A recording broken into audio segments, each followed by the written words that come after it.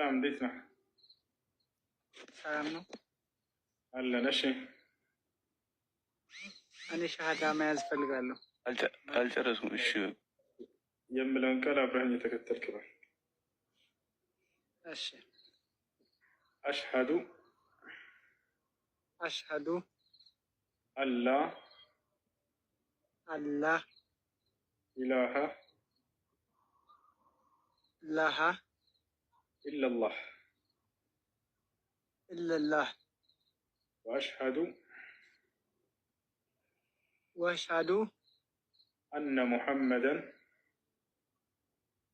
ሙሐመደን ረሱሉላህ።